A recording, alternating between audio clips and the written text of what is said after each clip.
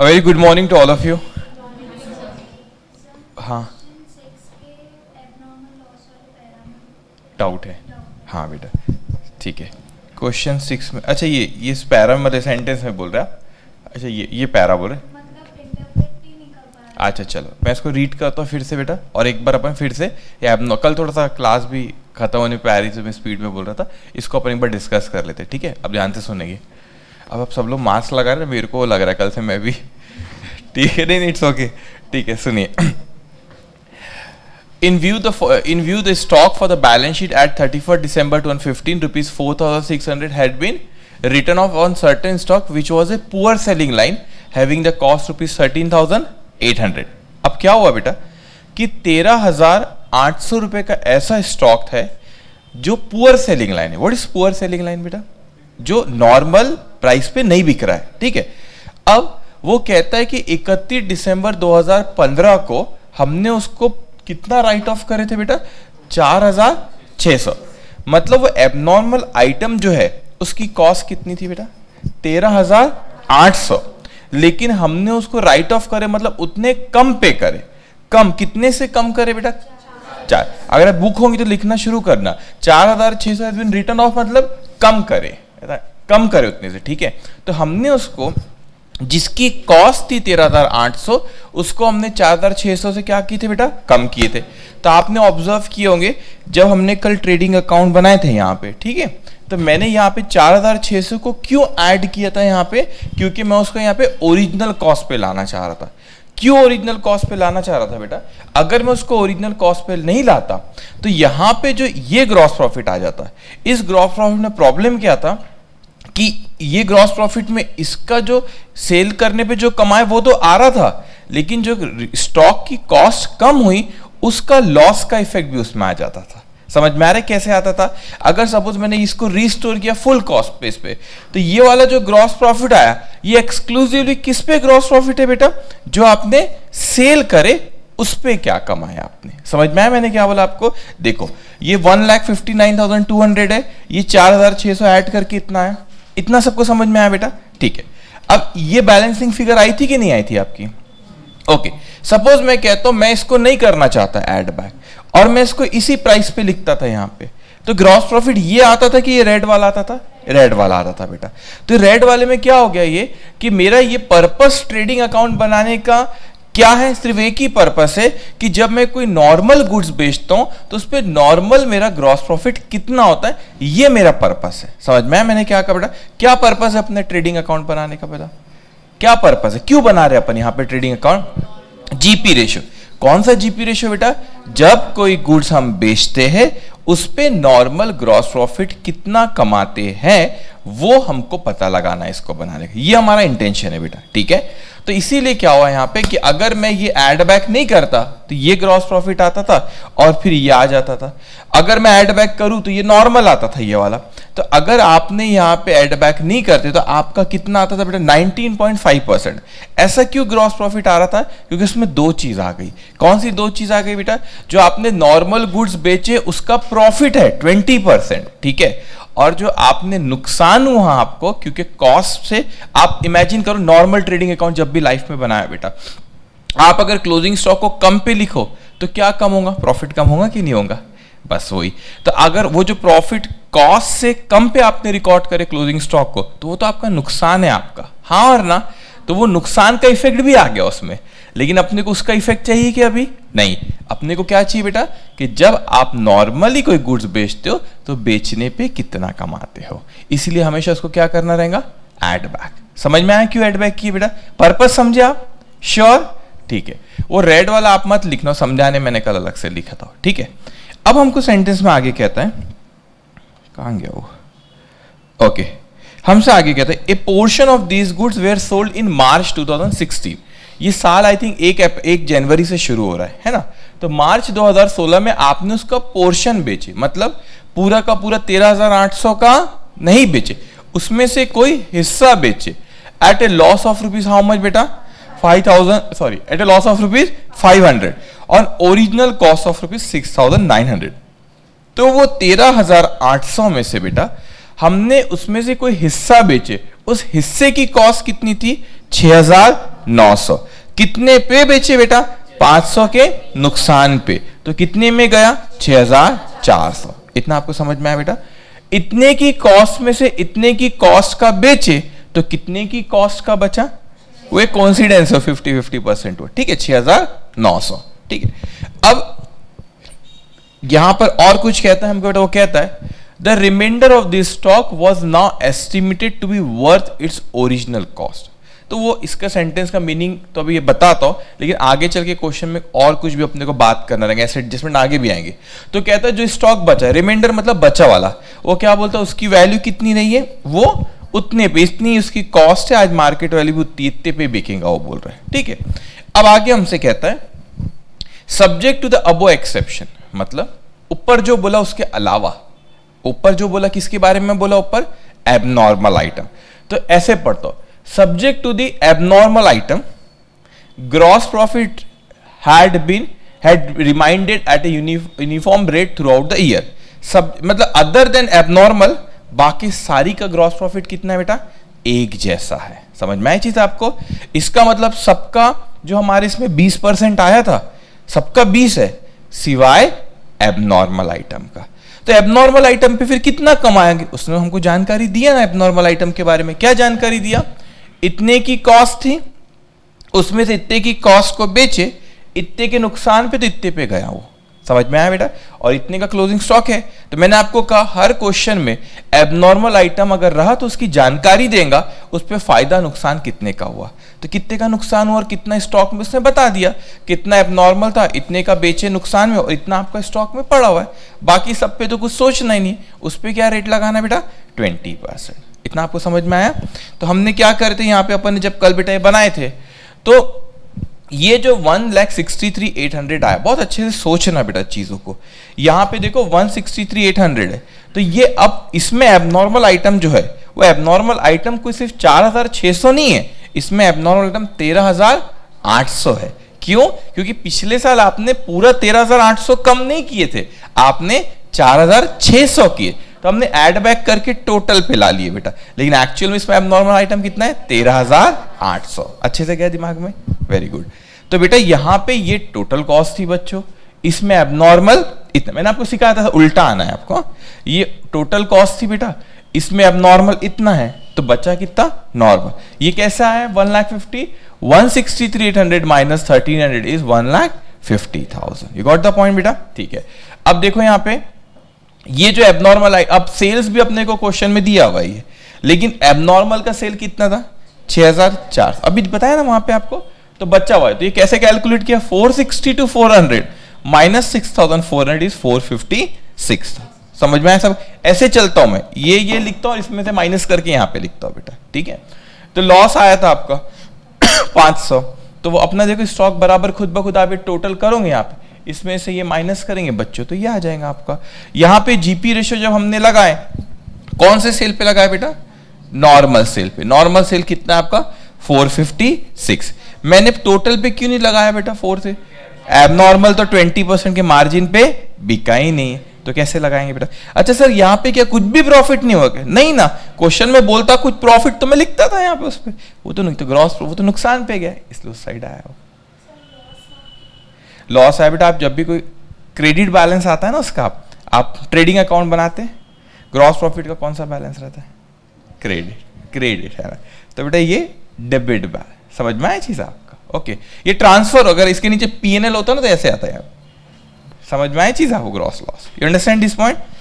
All सबको समझ में आई चीज? हाँ और ना? पक्का? ठीक है, अभी ऐसे एबनॉर्मल वाला पहला क्वेश्चन था, लेकिन आगे भी आएंगे, लेकिन सच को एबनॉर्मल वाले में लगभग ऐसा ही एडजस्टमेंट आता है, एक हाथ जगह कुछ चेंजेस है एक दो, लेकिन नॉर्मली जब भी एबनॉर्मल का आता है ऐसा ही आता है। ठीक है, अब आगे हमको ना बेटा बहुत से क्वेश्चन अभी करना है लेकिन हम लोगों ने इतने वेराइटीज ऑफ क्वेश्चन अभी हम देखेंगे अलग अलग करके, लेकिन आपको उससे बाहर बहुत ही, मैं सब सीए का कोर्स है नहीं बोल सकता, लेकिन 99.99% इसी में से आने वाला है। ठीक है, तो बस आपको रोज का रोज पढ़ना बेटा, जो होमवर्क दूंगा उसको साथ साथ में करते जाना रहेगा। ठीक है, आप सबको समझ में आया अब नॉर्मल आइटम का?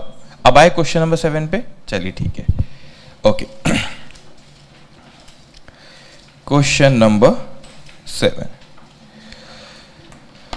On 30th March 2011, a fire occurred in the premises of Mrs. Suraj Brothers.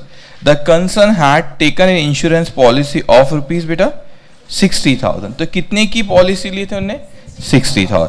तो ये 60,000 क्या कहलाएगा बताइए आप हमको? Policy amount. ठीक है. Which was subject to average clause.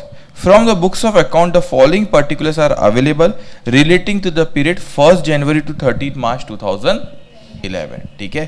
तो आपको 1 जनवरी से लेके 30 मार्च तक की जानकारी उसने दिया है, क्योंकि डेट ऑफ फायर कौन सी बेटा? 30 मार्च. तो यहाँ पे साल कब शुरू हो रहा है? 1 जनवरी को. ओके. स्टॉक एज पर balance sheet at 31 December 2010 rupees 95,600. तो ये क्या होगा बताओ? Opening stock. ठीक है. Purchases including purchase of machinery costing rupees 30,000 rupees 1,70,000. देखो आपका कैसा होगा, अब फाउंडेशन पास हो क्या है वो आपका पीछा कभी नहीं छोड़ेगा. इंटर पास हो के फाइनल में जाओगे तो इंटर भी आपका पीछा वहां पे छोड़ने वाला नहीं. रेक्टिफिकेशन ऑफ एरर चैप्टर पढ़े होंगे आप लोगों ने वहां पे, है ना. अब देखो वो उस चीज का यूज आएगा यहाँ पे, तो अपन अभी सारी चीजें बात करते हैं यहाँ पे. आप हमको बताइए बेटा, वो कहता है कि परचेज हुआ 1,70,000 रुपए का, लेकिन वो परचेज में मशीनरी भी आता है 30,000 की. आप मेरे को बताइए, वो purchase of machinery capital expenditure है कि रेवेन्यू एक्सपेंडिचर? कैपिटल एक्सपेंडिचर है बेटा. तो वो कोई ट्रेडिंग अकाउंट के डेबिट में नहीं आना चाहिए था, उसने फिक्स एसेट में रिफ्लेक्ट होना. तो उसने मगर किस में ऐड कर लिया बेटा? परचेज. बोलने के तो मैं आपको ऐसा बोलूंगा, आपको भी समझ जाए. हाँ, परचेज में से माइनस कर दो, फिर उसको वही करेंगे अपन भी. लेकिन इसकी रेक्टिफाइड एंट्री पास करते ना आप लोग, आप तो करेंगे. क्या एंट्री पास होंगी इसकी? Machinery account debited to purchase account. Very good बेटा. तो machinery account debit to purchase. तो हम क्या करेंगे? उतने से परचेज को कम कर देंगे. सबको समझ में आई चीज बेटा? Okay. Wages including wages rupees 3,000 for installation of machinery rupees 50,000. अब आप बताइए हमको, वेजेस इंस्टॉलेशन ऑफ मशीनरी है तो ये कहाँ जाएगा? मशीनरी. अच्छा, आपने ये सब पढ़े है ना, कैपिटल एक्सपेंडिचर रेवेन्यू उसमें करते आपको. तो जो मशीनरी के जो वेजेस 3,000 रुपए का है बेटा, वो कैपिटल एक्सपेंडिचर में क्यों ऐड करे? वो तो वेजेस है, क्यों ऐड कर रहे हैं अपन बेटा उसमें? मशीनरी में क्यों ऐड कर रहे हैं? One time. हाँ वो तो है, वो तो क्या सही कह रहे बेटा. अब कैपिटल एक्सपेंडिचर रहता है, उसके रेडी टू यूज के पहले जो खर्चे होते हैं उसको क्या करते? कैपिटलाइज करें. लेकिन ये जो चीज जहाँ से रूट जहाँ से आता है आप लोग पढ़ोगे, हम लोग इंटर में पढ़ेंगे, आखिरी में accounting standard, that is accounting standard 10 property plant and equipment. वहाँ पे ये सब चीजें वहाँ पर लिखी हुई है, तो अपन पढ़ेंगे वहाँ पे. लेकिन अभी आपको क्या पढ़े आपने कि जो रेडी टू यूज के पहले जो भी कैपिटल एक्सपेंडिचर में खर्चे होते उसको क्या करते बेटा? कैपिटलाइज करते. ठीक है. तो अब बताओ, ये 3,000 रुपए मैंने वेजेस में नहीं ले जाना था, ये मशीनरी में ले जाना था. तो एंट्री बोलिए आप. Machinery account debit to wages account. बेटा आई नो आप सबको पता है, लेकिन आपको ना ये आदत होना, जैसे जो मैं लिख रहा हूँ ना, मेरे को भी पता है ना वो, लेकिन जैसे लिखता आपको जब बुक रहेंगे तो आपको आदत होना, जैसे मैंने यहाँ पे लिखा तो आप भी बुक में लिखते जाएंगे. ठीक है. उसके बाद अब ये नई चीज अब हमारे सामने आ रही बेटा. Sales including goods sold on approval basis amounted to rupees 49,500, rupees 2,75,000. No approval has been received in respect of 2/3 of the goods sold on approval. बस ये भी सब नई चीजें को, ये वाला जो पॉइंट क्वेश्चन में ना है. फाउंडेशन में सेल्स ऑन अप्रूवल पढ़े, पीछा ही नहीं छोड़ रहे ना. फाउंडेशन सेल्स ऑन अप्रूवल पढ़े. अब अच्छे से समझना बेटा. अब अभी जो मैं लिखूंगा पहले आप भी अच्छे से उसको सुनते जाएंगे, और आप चाहो तो आप उसको भी कहीं ड्रॉ कर सकते हैं. ठीक है. अब यहाँ पे मेरी बात सुनना. सेल्स ऑन अप्रूवल में हमको क्वेश्चन में कितना वो कह रहा है दिया हमने यहाँ पे, हमको क्वेश्चन में दिया है कि sales including goods sold on approval basis amounted rupees 49,500, rupees 2,75,000. पहले समझो टोटल सेल्स कितने का बच्चों? 2,75,000. तो मैंने लिखा सर यहाँ पे सेल्स जो है हमारा, सेल्स टोटल है हमारा 2,75,000. तो ये टोटल सेल्स में लिखता हूं. ठीक है. 2,75,000. ठीक है. इसमें से वो कुछ सेल्स कहता है किस पे गया बेटा? सेल्स ऑन अप्रूवल बेसिस पे. तो सेल्स ऑन अप्रूवल बेसिस पे बेटा. ओके. सेल्स ऑन अप्रूवल पे कितना गया? वो 49,500. तो आप मेरे को बताइए अदर सेल बोलो या नॉर्मल सेल, बचा हुआ सेल जो था इसके अलावा, मतलब मैं कह रहा हूं वो कितना होगा बेटा? तो है ना 2,75,000 में से अगर आप कहते सेल्स ऑन अप्रूवल पे 49,500 है बेटा, तो कितना क्या आपने 2,25,500। इतना सबको समझ में आया बेटा? अब मेरे को बताओ सेल्स ऑन अप्रूवल पे हम सेल्स मानते कब है? जब अप्रूव हो जाता है या रीजनेबल पीरियड एक्सपायर हो जाता है। ठीक है, ठीक है। तो यहां पे कुछ और कहा है कि उसने, वो अपने को देखना है बेटा। वो कहता है हमसे no approval has been receive in respect of 2/3 of the goods sold on approval. इसमें से 2/3 ऐसा है, ये जो सेल्स ऑन अप्रूवल में 2/3 ऐसा है जिसका अभी तक अप्रूवल मिला नहीं है। तो इसमें से मैं यहां लिखता हूं नो अप्रूवल, चलेंगे ऐसा? नो अप्रूवल 2/3 का ना, सो 49,500 का 2/3 कितना होगा? 33,000 का अप्रूवल मिला नहीं है। इसका मतलब ये क्या हो गया बेटा? अप्रूवल रिसीव्ड, यही होगा ना, मतलब 2/3 का नहीं हुआ मतलब 1/3 का हो गया है। कितना आ रहा है बोलो? 16,500। तो आपको समझा 16,500 कैसे निकाला? 49,500 माइनस 33,000 और 1/3 ऑफ 49,500। सबको समझ में आया बेटा?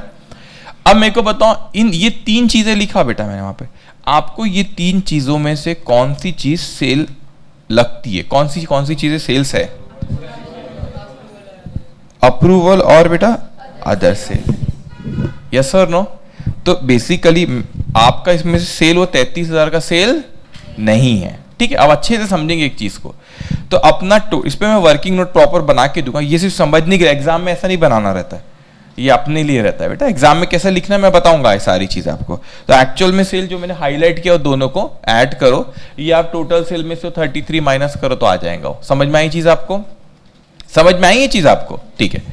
अब एक और चीज मैं आपसे पूछता हूं, हम ये जो इतनी मेहनत से ट्रेडिंग अकाउंट बना रहे बेटा, है ना, ट्रेडिंग अकाउंट जो हम लोग बना रहे, हमारा क्या इंटेंशन है इसका? कि हम stock on the date of fire निकाल सके, है ना। अब ये वो सेल्स की बात होगी, मैं कुछ और बात करूं, सेल्स पता चल गया ना अपने को, सेल्स पता चल गया, मैं कुछ और बात कर रहा हूं आपसे बेटा। मैं ये कहना चाहता हूं कि मुझे ये भी पता लगाना है कि हमारा स्टॉक जिस दिन आग लगी हमारे गोडाउन में कितना था, गोडाउन में कितना। तो मैंने सेल्स की तो बात ठीक है, जो दो हाईलाइट किया वो दो सेल्स है, लेकिन 33,000 का जो मैंने सेल्स में माना हूं उसको सेल्स में से क्या कर दूंगा बेटा? टोटल सेल में से माइनस कर दूंगा उसको, तो मेरा एक्चुअल सेल पता चल जाएगा बेटा। लेकिन क्या ये 33,000 की सेल वैल्यू जो है एक्चुअल सेल नहीं है, वो गुड्स हमारा किसके पास है? कस्टमर के पास है।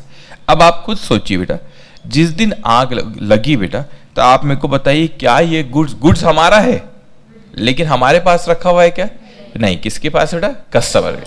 अब हम कुछ और तरीके से आपको बोलता हूं, क्या जिस दिन गोडाउन में आग लगी थी ये गुड्स हमारे पास था क्या? नहीं था। किसके पास था? कस्टमर के पास। तो बेटा ये गुड्स को भी क्रेडिट करना पड़ेगा, या मैं ऐसे बोलता हूं, थोड़ा अलग तरीके से बोलता हूं, क्लोजिंग स्टॉक लिखता हूं मैं, क्लोजिंग स्टॉक में दो हेडिंग डालता हूं, विथ अस विथ कस्टमर, या इन हैंड और विथ कस्टमर। तो जो कस्टमर के पास है वो तो हमारे पास था नहीं बेटा, तो वो कौन सा है? 33,000, 33,000। लेकिन ख्याल रखना, क्या वो 33,000 सेल है क्या? That is goods with customer, it means that is a closing stock, लेकिन वो क्लोजिंग स्टॉक हमारे पास नहीं है, वो किसके पास है? कस्टमर के पास। तो बताओ क्लोजिंग स्टॉक किस पे लिखूं? सेल वैल्यू के पे, कॉस्ट पे? कॉस्ट पे। So this is cost of goods with customer, मुझे निकालना पड़ेगा, क्योंकि वो कौन सी चीज पे लिखा हुआ है बेटा? सेल वैल्यू पे। लेकिन क्या ये सेल हुआ है क्या? नहीं। अच्छा, तो क्यों निकाल रहे हैं सर? आपने तो सेल निकाल लिए, ये क्यों निकाल रहे गुड्स विद कस्टमर? क्योंकि अगर मैं गुड्स विद कस्टमर नहीं निकालूंगा तो मेरा स्टॉक बढ़ के आ जाएगा, बल्कि एक्चुअल में स्टॉक मेरे पास था ही नहीं जिस दिन आग लगी। समझ में आई चीज बेटा? तो अपने को जो वर्किंग नोट में आपको सिखाऊंगा कि ये 33,000 को वो सेल वैल्यू पे, उसको मैं cost of goods with customer, cost पे कन्वर्ट करूंगा, और वो हमको लिखना पड़ेगा। समझ में आई चीज सबको? लॉजिक से बस ये नई चीज थी इस क्वेश्चन में। हाँ, सबको समझ में आई चीज बेटा? ओके। अब बताओ the average rate of gross profit कितना है आपका? 20% ऑफ सेल्स, और the value of salvage goods was ₹12,300। All of you understand this point? Easy, पक्का?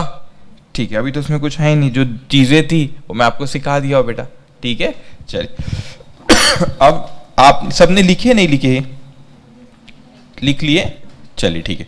अब अपने को पिछले साल का ट्रेडिंग अकाउंट बनाने की जरूरत है क्या? पूछ रहा हूं मैं, तो सिर्फ पूछो, आप जवाब दो हाँ और ना। नहीं, क्यों नहीं बेटा? GP ratio. अच्छा, जब मैं इस साल का मेमोरेंडम ट्रेडिंग अकाउंट बनाऊंगा तो कैसा मेमोरेंडम ट्रेडिंग अकाउंट बनाऊं? वो एबनॉर्मल नॉर्मल कि सिर्फ नॉर्मल? सिर्फ नॉर्मल, क्योंकि क्वेश्चन में एबनॉर्मल नहीं, तो ऐसा आपको सोचना पड़ेगा, उसके हिसाब से ड्रॉ करना पड़ेगा, ठीक है बेटा। चलिए, अच्छा एक मिनट रुको, वो ड्रॉ कर लिए क्या? नहीं करे? अच्छा ये रुको रुको, ड्रॉ करो भी मत, ये वर्किंग नोट पहले लिखा देता हूँ, फिर ड्रॉ कर लेना उसको, ठीक है। चल 2 मिनट रुक जाओ, ये लिखने, जिन्हें नहीं लिखे वो लिख लो बेटा।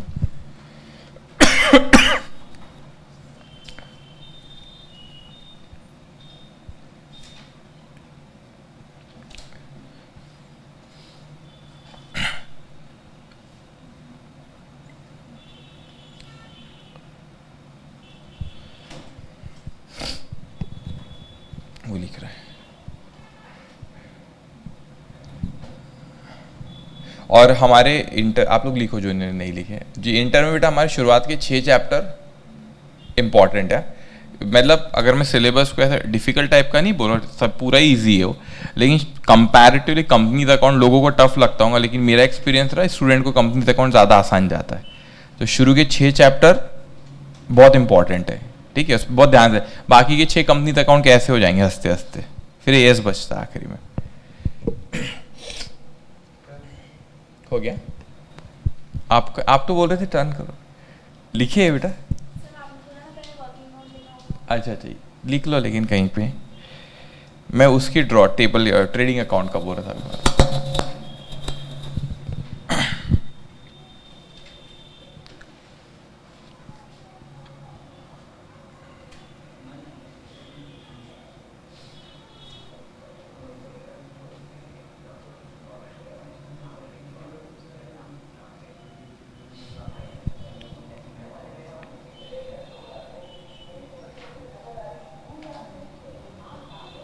ठीक है बेटा, करूँ slide change?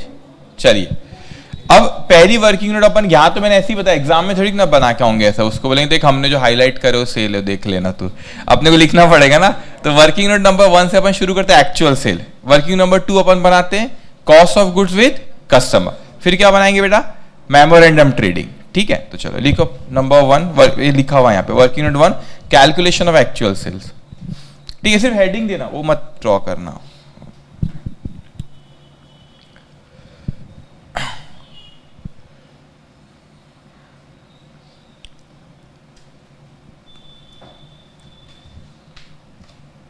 Calculation of actual sales, okay.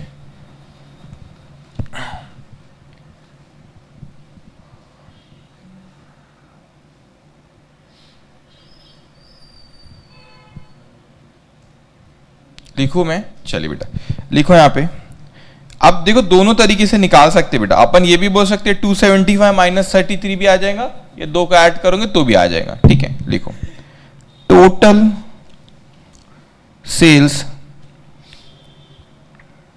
received, sorry recorded not received, total sales recorded 2,75,000 less no approval received on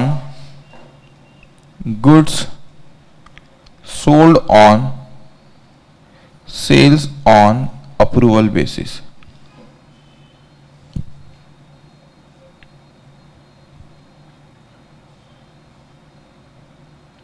जो कि था 49,500 का 2/3, कितना आया था बेटा? 33,000।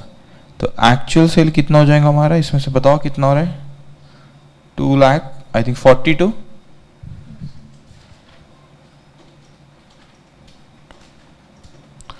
2,42,000, ओके 2,42,000, ठीक है। अब उसके बाद नीचे लिखेंगे calculation of stock with customer, ठीक है, बल्कि आप ऐसा लिखो calculation of cost of stock with customer, calculation of cost of stock with customer. Okay,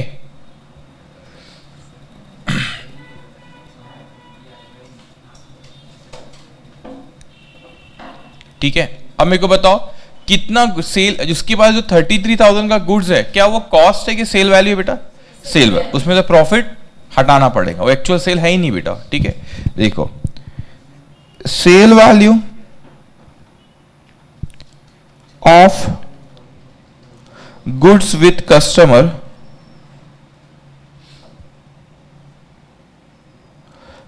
कितना है? 33,000, ठीक है, less profit on above goods. इसमें प्रॉफिट कितना है? अब अच्छे समझना इसको बेटा, प्रॉफिट के बारे में क्या बोला है क्वेश्चन में? 20% ऑफ सेल्स, तो ये आपको पता ही है ना। कॉस्ट प्रॉफिट क्या होता है? सेल्स, दोनों का ऐड करूंगा तो क्या आता है बेटा? सेल्स। तो 20% किसका कह रहा है? सेल्स का, तो सेल्स को कितना लेंगे? 100। तो बताओ कॉस्ट कितनी? 80। ये तीनों में से अभी अपने को क्या पता है? Sale value amount 33,000। Question mark क्या है ये? अपन डायरेक्टली कॉस्ट भी निकाल सकते थे, ठीक है। तो यहां लिखेंगे अब आप 33,000 डिवाइडेड बाय 100 मल्टीप्लाई बाय 20, कितना आ रहा है? 6,400, ओके। तो नीचे क्या आ जाएगा बेटा? उसको माइनस करेंगे तो कॉस्ट ऑफ गुड्स विथ, हाँ, cost of goods with customer, ये आ जाएगा हमारा cost of goods with customer, that is 26,400।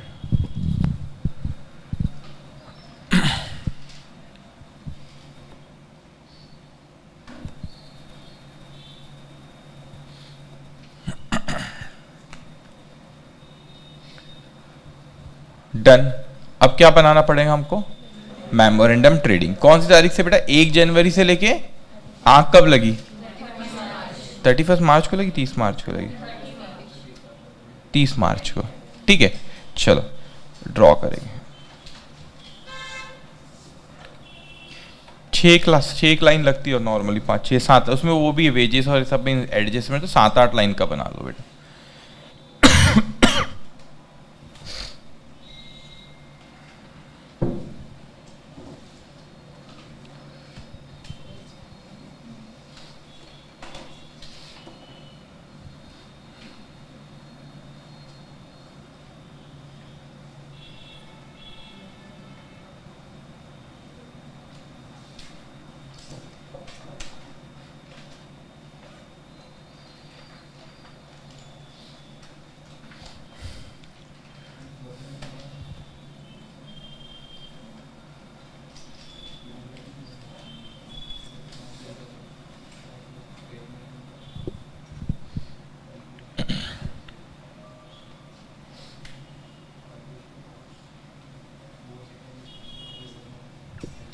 चलिए ड्रॉ किए बेटा।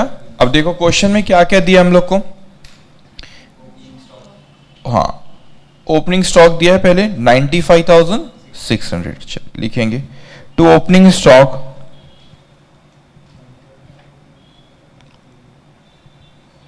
$95,600। उसके बाद क्वेश्चन में क्या दिया है बेटा हम लोग को? परचेज। इनर कॉलम में लिखेंगे टू परचेज, कितना दिया है परचेज? 1 लाख, नहीं वो लिख रहा हूं मैं 70, और उसमें से बेटा मशीनरी का इंस्टॉलेशन को minus, less purchase of machinery 30,000, purchase of machinery 30,000, 1,40,000। How much? 1,40,000, okay. उसके बाद बेटा वेजेस दिया है,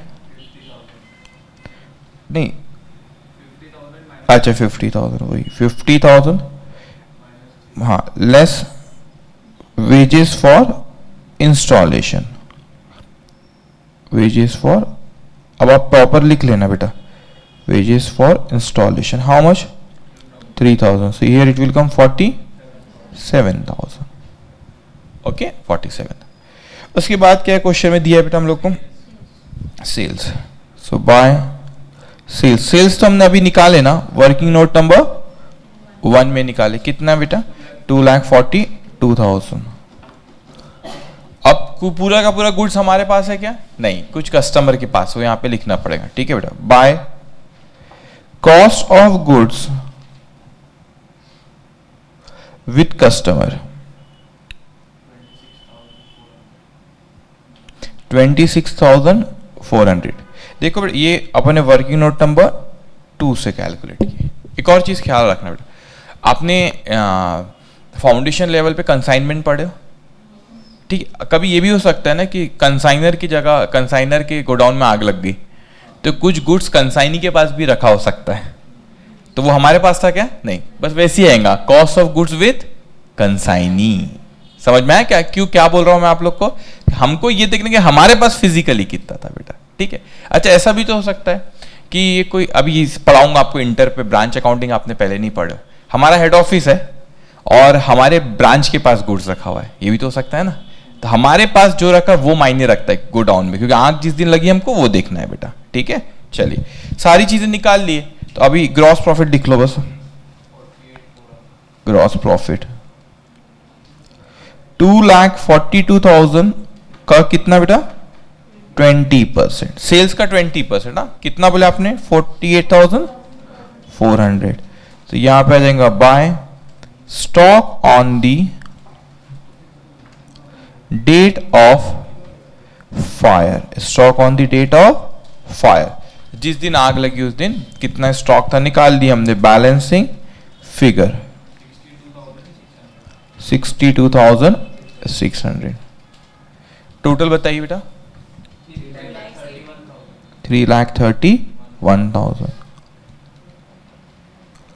3,31,000. डन. हाँ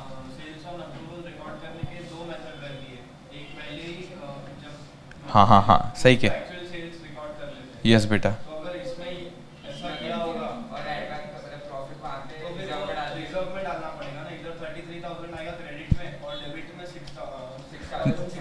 आप ये बोल रहे हैं कि सर दो तरीका होता है सेल्स ऑन अप्रूवल का, या एक होता है जो आप उसको पहले एक्चुअल सेल्स मान लेते हो, और एक मानते हैं कि इसमें एक्चुअल सेल्स नहीं मानते हो. तो सही तरीका है कि उसको एक्चुअल सेल्स मानना नहीं चाहिए जब तक कि अप्रूवल नहीं होता, रीजनेबल पीरियड एक्सपायर नहीं होता, जब तक उसको सेल्स मानना नहीं चाहिए. लेकिन उसने हमको क्वेश्चन में क्या बोला बेटा? हाँ हाँ, नहीं एक्चुअल, अच्छा एक्चुअल सेल्स रिकॉर्ड कर लिए अब. हाँ, तो बेटा एक्चुअल सेल तो इस क्वेश्चन में भी रिकॉर्ड किया उसने. बता दो, देखो एक्चुअल सेल तो इस क्वेश्चन में भी रिकॉर्ड कर. सेंटेंस पढ़ो ये वाला, sales including goods sold on approval basis amount of, मतलब उसमें ऑलरेडी सेल्स इंक्लूड है. इसीलिए मैंने क्या किया बेटा, मैंने वर्किंग नोट जब बनाया, वह ट्रेडिंग अकाउंट में जगह नहीं होती ना इतनी, तो मैंने यहां पे माइनस किया. तो यहां पे जब अपन ने एक्चुअल सेल ने रिकॉर्ड करते, आप ऐसा इमेजिन करो, मैंने यहां 275 लिखा बेटा, और ये 33,000 रुपए उसमें से क्या करा, माइनस करके यहां पे लिखा. तो एक्चुअल सेल उसने रिकॉर्ड करना चाहिए क्या उसको? नहीं. अब ये क्यों लिखा? क्योंकि गुड्स उसके पास है. तो आप मेरे को ये कहना चाह रहे सर अगर एक्चुअल सेल मानता तो क्या करते? तो एक्चुअल सेल उसने माना और हमने क्या किए, उसको वहां से हटा दिए क्योंकि एक्चुअल सेल नहीं है. समझ में आई चीज? वही चीज हुई, बस मैंने वर्किंग नोट में करके यहां पे लिखा. ओके, सबको समझ में आई चीज? ओके, अब ये हमने निकाल ली. अब अपने कुछ सैलवेज ये सब कुछ दिया है क्वेश्चन में बेटा. हाँ, तो आ गया, समझ गया क्या करना है. Statement of loss of stock. अच्छा, मैं थोड़ा सा आपको ना चेंज करके बोलता हूं. अगर क्वेश्चन में आपको घुमाने के लिए बोलता, या आपको उसने मतलब आज तक नहीं पूछा, मैं थोड़ा सा उसको चेंज करके पूछता. अगर आपको बोलता कि उसने उसको सेल्स में इंक्लूड नहीं किया, फिर तो क्या बात थी, फिर हमको करने की जरूरत, दोबारा फिर मत माइनस करना, उसमें है ही नहीं, तो फिर थोड़ी ना माइनस करेंगे आप. ठीक है, चलिए. Statement of loss of stock.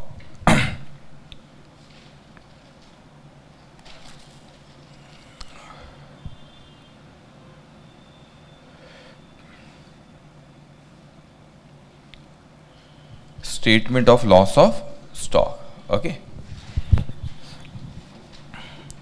stock on the date of fire, working note number 3, 62,300 less salvage कितना है बेटा 12,300. तो ये आ गया आपका लॉस ऑफ स्टॉक 50,300. ओके, अब हम ये हो गया पार्ट. मुझे बताओ स्टॉक कितना था 62,300. पॉलिसी कुछ दिया है 62,300. कितनी पॉलिसी कितनी 60 था. इसका मतलब इसमें क्या पूरा हमारे भरोसे था, इंश्योरेंस कंपनी के भरोसे था क्या? इंश्योरेंस कंपनी के भरोसे कितना, हमारे भरोसे कितना 2003. तो क्या आ गया एवरेज क्लॉज. तो थोड़े से के लिए आ गया ना. ठीक, सबको समझ में आया. चलिए हाँ,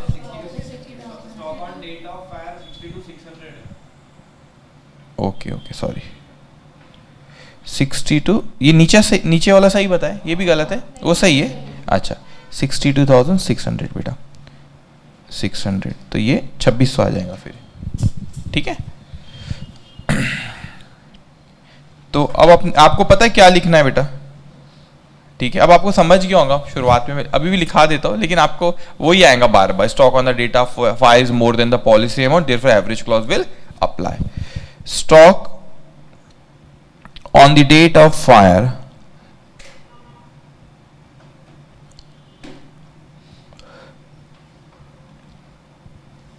more than the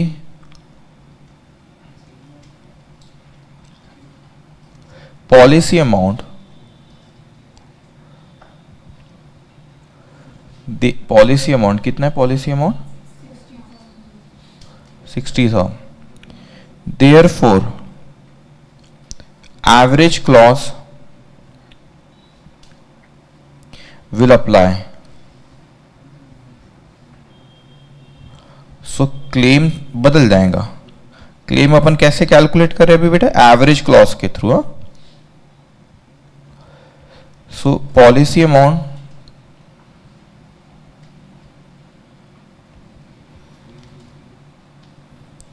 stock on the date of fire multiply by loss. तो पॉलिसी निकालें 60,000 की, स्टॉक था 62,600 मल्टीप्लाई बाय लॉस 50,300. कितना आ रहा है बेटा 48,210.11 कर लो. ठीक है, आप चाहो तो लिख भी सकते हो वहां पे राउंडेड ऑफ. ओके, समझ में आया चीज आपको. हाँ एक सेकेंड लिख लेते बेटा फिर से. आप ये लिख लो आप. अच्छा डाउट है. हाँ एक सेकेंड, ये सब नहीं लिख लिए बेटा. हाँ बोलिए वर्किंग नोट 2 में 20% ऑन ऑन सेल्स. हाँ बेटा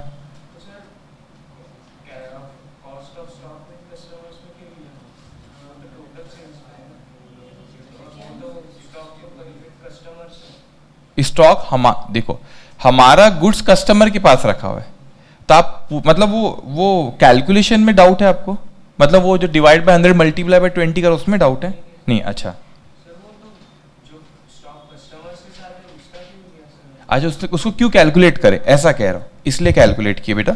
देखो यहाँ पे मेमोरेंडम ट्रेडिंग अकाउंट दिख रहा है आपको. चलो मैं पूछता हूं आपसे, ये क्या गुड्स बिका है क्या? नहीं बिका. मैं नहीं लिखता यहाँ पे. अब बताओ स्टॉक कितना आ रहा, नहीं लिखता. चलो नहीं लिखा मैंने, तो बढ़ के आएगा ना. तो बढ़ के आएगा. करो तो आप 62,600 प्लस इसको कर लो 26,400 उतना आएगा. आ रहा है. हमारे पास उतना स्टॉक था ही नहीं उस दिन. फिजिकली हमारे पास था क्या? हम इसके मालिक है, इसके भी हम ही मालिक है. लेकिन जिस दिन आग लगी हमारे पास नहीं था. तो इसको नहीं लिखूंगा तो बढ़ के आ जाएगा ना बेटा. ये तो मैं आपको अलग तरीके से बोलता हूं. मैं यहां पे लिखता हूं क्लोजिंग स्टॉक, उसकी 2 हेडिंग लाता हूं, with us with customer. With customer इतना और विथ अस इतना. समझ में आई चीज? लेकिन जिस दिन आग लगी हम टोटल स्टॉक थोड़ी ना लेंगे, हमारे पास जो है वो, ऐसा तो नहीं बेटा, यानी समझाने के लिए कह रहा हूं। आग लगी तो हमारे आग लगी, उसमें बोले इस कस्टमर क्या भी रखा है इसका, चलो फिर आग वहां पे भी चल के, ऐसा तो नहीं है। समझ में आई चीज? तो हमारे पास है तो हमारे लिए ये रेलेवेंट है। ओके चलिए, अब और कोई डाउट इस क्वेश्चन में? कहाँ पे 26? हाँ बेटा वो, हाँ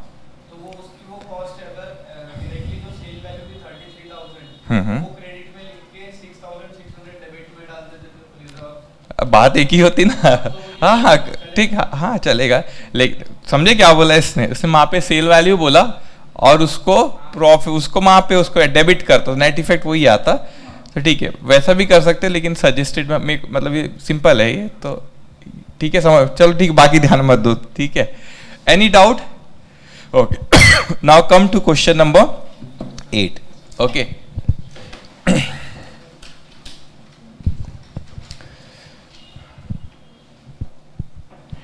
आप बताओ, कभी भी अकाउंट में ना बेटा ऐसा ही है, आपका अकाउंट में कोई ऐसा ना सिंगल लाइन को मत अपनी ड्रॉ करके रखना, ऐसे सोचना ऐसा भी हो सकता है, ऐसा भी हो सकता है, कैसा भी हो सकता है। तो मतलब पहुंचना डेस्टिनेशन एक ही है, रास्ते अलग हो सकते हैं, ऐसा बिल्कुल सोचना, कोई प्रॉब्लम नहीं इसमें। और सोचने में जितने रास्ते सोचोगे उतना अच्छा है, लेकिन फिर रास्ता वही पकड़ना जो ईजी और मतलब आगे वाले को भी वो रास्ता आसान लगे, ठीक है। चलिए बेटा, और ना बहुत इंपॉर्टेंट चीज़ होती है, मैं आता हूँ क्वेश्चन नंबर 8 पे, उसके पहले बता रहा हूँ, मैंने कभी भी अपनी लाइफ में अकाउंट्स की क्लास नहीं किया। क्यों? क्योंकि बहुत एक दूसरी कहानी है, क्लास फुल हो गई थी, मुझे एडमिशन नहीं मिला, पुणे से ही पढ़ाई सब हुई बेटा। लेकिन आप लोग ये चीज़ ख्याल रखना आपने कि अकाउंट्स डेवलप कैसे होता है, ये सब्जेक्ट डेवलप कैसे होता है। आप जितना पढ़ोगे और उसकी मीनिंग निकालोगे ना, इंटरप्रिटेशन जितना करोगे, उतना आपका माइंड क्या होते जाता है, डेवलप होता है। और कभी भी ऐसा नहीं होगा कि आपका एक दिन में अकाउंट्स डेवलप होगा। यानी मैं अगर देखता था कि आप बार बार कोई चीज़ को पढ़ते हो, एक बार अगर कोई सेंटेंस पढ़े, नहीं होता ना कई बार कि कोई पढ़ो, अब मैं पढ़ा रहा हूँ तो मेरे को दिमाग में सब बैठा हुआ है, लेकिन आप तो पहली बार पढ़ रहे हो बेटा ये चीज़ें। तो कभी कभी होता है कोई नई चीज़ पढ़ो, नहीं समझ में आता है, फिर आपने क्या करना, उसको 2 बार पढ़ना, 3 बार पढ़ना, 4 बार पढ़ना, कुछ तो समझ में आएगा बेटा, और फिर उसका मीनिंग निकालने की कोशिश करना। तो कैसा होता है कि 2 रास्ते होते हैं अकाउंट्स पढ़ने के। एक होता है बेटा जो आप 11-12 में आपने नहीं करोगे, लेकिन जनरली लोग करते कि चीज़ों को याद करते हैं, है ना। बहुत लोग याद करते थे, फाइनल अकाउंट बनाते थे, ये ट्रेडिंग के डेबिट में लिखते, इसको पीएनएल के क्रेडिट में, ऐसा एकदम जल्दी जल्दी बताते भी, तो ये उधर जाएगा, ये इधर जाएगा, ऐसा जाएगा। तो उस वो शुरुआत में आसान लगता है, लेकिन आपको लंबी दौड़ तक वो नहीं लेके जाएगा बेटा। अब दूसरा तरीका होता है कि आप उसको क्या करो, सोचो।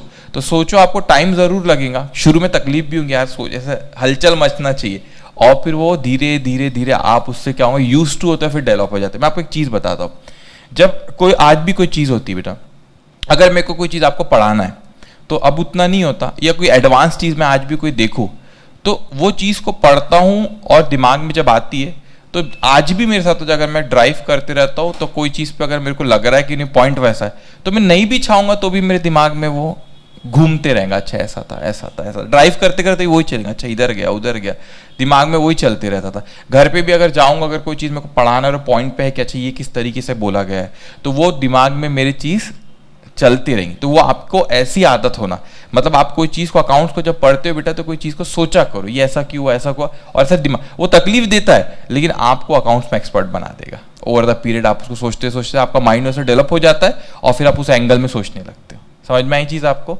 चलिए अब आइए क्वेश्चन नंबर 8 पे।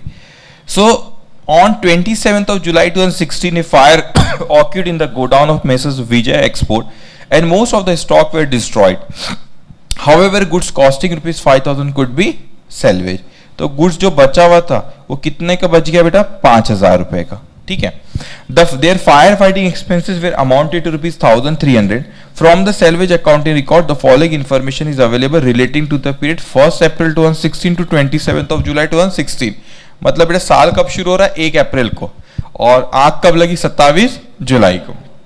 अब इंफॉर्मेशन उसने मेरे को दे दिया, स्टॉक एज पर बैलेंस शीट एट 31 मार्च 2016। ये पिछले साल का क्या है, तो इस साल का क्या है? Opening stock. परचेज ये तो अब भी करे हमने, purchase including purchase of machinery costing 10,000, तो उसमें से क्या करना पड़ेगा? अब भी करे ना, माइनस। मशीनरी है ना, मशीनरी ऐड होता है कि परचेज में नहीं, क्या होगा? माइनस। वेजेस आपका including wages for the installation of A machine ₹3000, wages total 53, उसमें से 3 क्या होंगे माइनस। अभी सेल्स ऑन अप्रूवल आना चाहिए आपको, पिछले क्वेश्चन जैसे ही है। तो sales including goods sold on approval basis amounted to rupees how much बेटा 40,000, ठीक है। तो 4,12,300 उसमें अच्छा टोटल होता, लेकिन 40,000 का अप्रूवल पे था, उसमें से 1/4 का अप्रूवल नहीं मिला, मतलब 10,000 का अप्रूवल नहीं मिला। कितने का अप्रूवल मिला 30 का, तो that 30,000 will be the act, वो सेल का पार्ट है। और जो 10,000 रुपए वो अप्रूव नहीं मिला, तो वो किसके पास रखा हुआ है कस्टमर, उसको किस पे निकालना पड़ेगा कॉस्ट पे। सबको समझ में आई चीज बेटा? Okay, cost of good distributed as free sample, advertisement है बोले, फ्री सैंपल बोलो। Other information, while valuing the stock at 31st March 2016, ₹1,000 were written off in respect of a slow moving item costing rupees how much बेटा? ये कौन सा है abnormal वाला para जो है ना, बहुत से जहां पे भी एबनॉर्मल आया ना यही पैरा रहता है उन लोग का। तो 4,000 है एबनॉर्मल आइटम, लेकिन आपने पिछले साल कितना राइट ऑफ करे 1,000 रुपए, तो उसको अपन ऐड करके किस पे ला लेंगे पहले ओरिजिनल कॉस्ट पे। फिर ओरिजिनल कॉस्ट में एबनॉर्मल कितना रहेगा बच्चों 4,000। A portion of these goods were sold in June 2016 at a loss of ₹700 on the original cost of ₹3,000।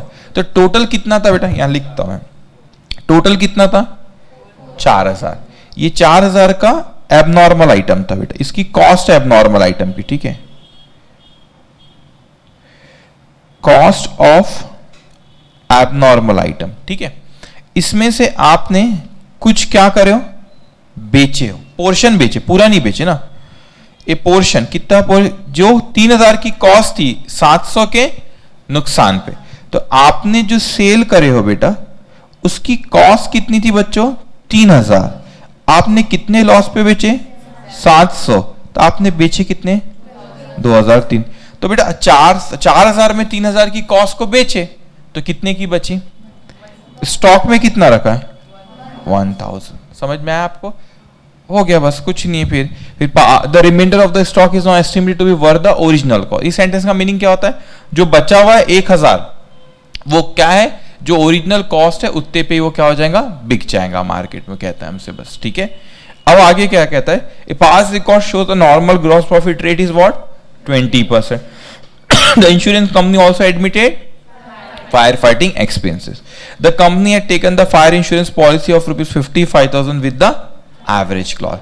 अब ये क्वेश्चन में क्या हुआ, कुछ नया नहीं है, लेकिन मगर सारे आ गए इसमें वो अप्रूवल भी आ गया, वेजेस भी आ गया, एबनॉर्मल भी आ गया, अभी तक जो जो पढ़े हो ना इसमें सब आ गया, ठीक है। अब हमको आप बताओ, जाना आगे बढ़ना है अब अपने को, तो मेरे को बताओ सबसे पहले क्या पिछले साल के ट्रेडिंग अकाउंट की जरूरत है क्या? नहीं, जीपी रेशियो दिया है बेटा। अब अपन इसमें वर्किंग नोट जो अपन, अच्छा जो मेमोरेंडम ट्रेडिंग बनाओगे वो नॉर्मल वाला कि एबनॉर्मल भी एबनॉर्मल वाला बनेगा, ठीक है बेटा। वर्किंग नोट अपन पहले अप्रूवल वाली बना लेंगे कि एक्चुअल सेल कितना हुआ, कस्टमर के पास कितना है, फिर मेमोरेंडम ट्रेडिंग वाला, और फिर आखिरी का कैलकुलेशन। सबको समझ में आया? चलिए लिखिए फिर। हाँ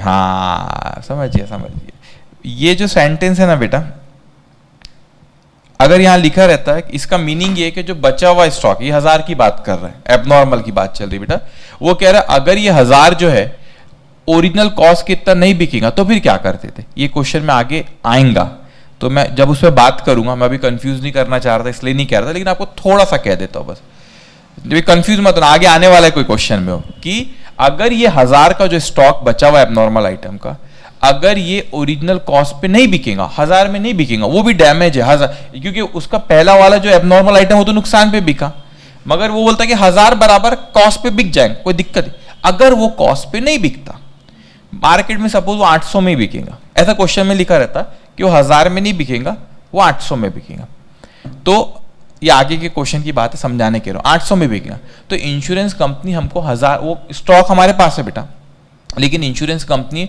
वो 1,000 रुपए, आग लगी जिस दिन 1,000 रुपए का स्टॉक हमारे पास था, लेकिन इंश्योरेंस कंपनी हमको 1,000 रुपए नहीं देंगी। क्यों नहीं देंगी? क्योंकि कॉस्ट 1,000 है, लेकिन आज मार्केट में बेचने जाओ तो कितने की 800, तो इंश्योरेंस कंपनी बोलेंगी भाई साहब अगर आग नहीं भी लगती तो भी कितने में बिकता था 800 में, तो हम तुमको काहे को 1,000 रुपए दे। समझ में आया लॉजिक? अगर आग नहीं भी लगती थी तो कितने में बिकता था मार्केट में 800। तो इंश्योरेंस कंपनी फिर बेवकूफ थोड़ी कि नहीं कि तुमको 1000 दे देंगी, यस और नो। फिर तो ऐसा हो गया मेरे पास एबनॉर्मल आइटम है, मेरे को पता है ये 1000 में भी नहीं बिकेगा, ये 800 में बिकेगा, मैंने बोला लगा दो आग इसको। इंश्योरेंस कंपनी वालों को बोला देखो जल गया हमारा, 1000 रुपये लाओ, तो बाहर 800 का बिक रहा उनसे 1000 ले रहे, तो थोड़ी ना हमको 1000 दे देंगे बेटा। तो ऐसे क्वेश्चन आगे आएंगे, ठीक है। चलिए अब लिखो working note number 1, calculation of actual sales.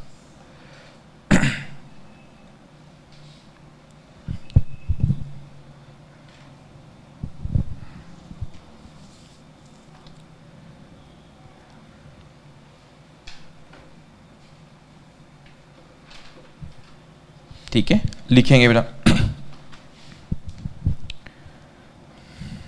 Total sales recorded, कितना दिया टोटल सेल्स हमको क्वेश्चन में, 4 लाख कुछ दिया था ना, 4,12,300, उसके अपन वर्किंग बना लेते सारी बेटा, 4,12,300, ठीक है।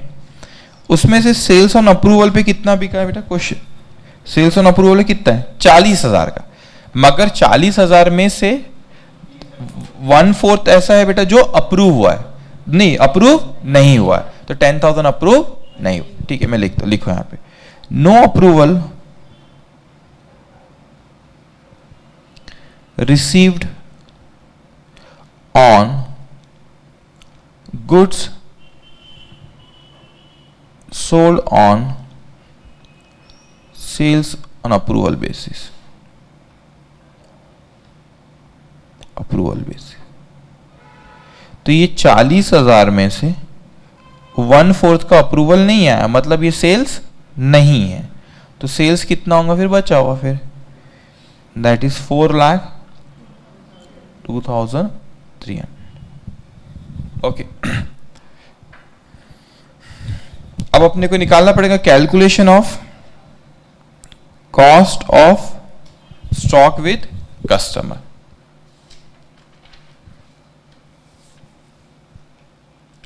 Calculation of cost of stock with customer,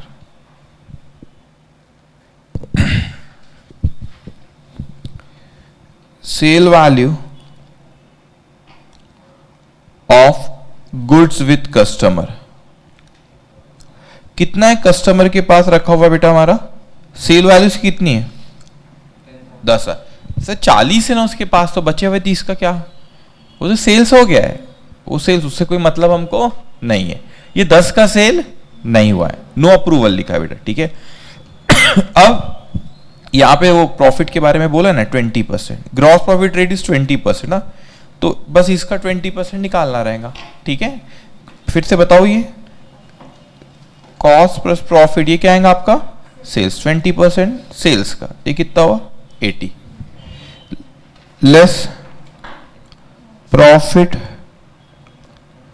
on above 10,000 divided by 100 multiply by 20, कितना हुआ 2,000। Cost of goods with customer कितना आ रहा है बेटा, 8,000, cost of goods with customer, okay. सबने लिखे ये पिछले क्वेश्चन जैसे, इसमें कुछ नया नहीं है, मगर अभी नया बस क्या आ गया, मेमोरेंडम ट्रेडिंग में भी एबनॉर्मल वाला भी एडजस्टमेंट आ गया, ठीक है। चलिए ड्रॉ करेंगे बेटा मेमोरेंडम ट्रेडिंग, इसमें एबनॉर्मल का भी कॉलम रहेगा।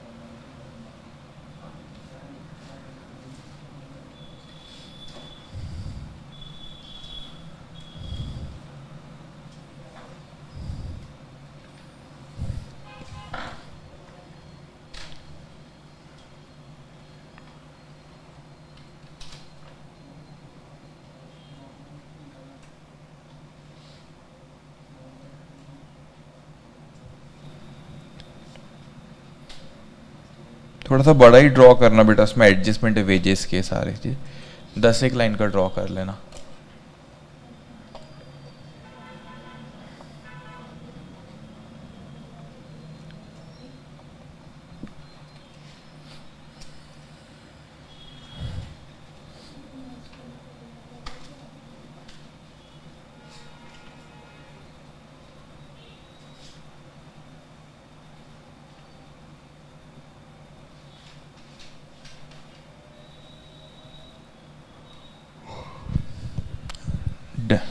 सबने ड्रॉ की बेटा?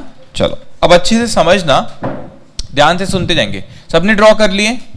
ओके, क्वेश्चन में देखो यहां पे सबसे पहले हमको क्या बोला, लास्ट ईयर का इस क्लोजिंग स्टॉक मतलब इस साल का ओपनिंग। लेकिन थोड़ा सा ध्यान रखना बेटा, टोटल, अब अच्छे से समझना, टोटल स्टॉक बोल रहा, टोटल स्टॉक बोल रहा, वो 63 नहीं है, original cost of total stock. ये एडजस्टमेंट देखो यहाँ पे बेटा, while valuing the stock at 31st March 2016 rupees 1000 were written off in respect of a slow moving item। मतलब पिछले साल आपने क्लोजिंग स्टॉक लिखते वक्त 1000 रुपए कम किए थे। अपने को क्या लिखेंगे अपन पहले, ओरिजिनल कॉस्ट, तो 63 था। अभी पिछले साल का ट्रेडिंग अकाउंट बना नहीं रहा हूं मैं, लेकिन याद है ना वो क्वेश्चन में आज सुबह ही समझाया सबसे पहले आके, आपने वो एड बैक किए थे।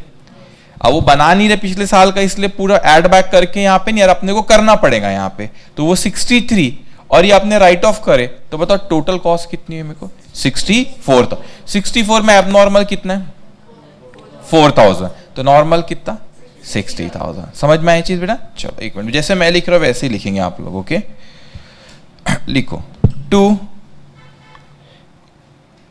ओपनिंग स्टॉक, इनर कॉलम में लिखना 63, add back amount return of last year. बेटा आप प्रॉपर लिखना, मैं ऐसी जगह की वजह से ऐसा लिख रहा हूं। क्या लिखा मैंने, वो amount return of last year, ये कितना आ गया 1000। इसको ऐड बैक करोगे तो ये टोटल कितना आ जाएगा 64,000। ऐसे उल्टा चलना याद है ना आपको, फर्स्ट सेकंड थर्ड।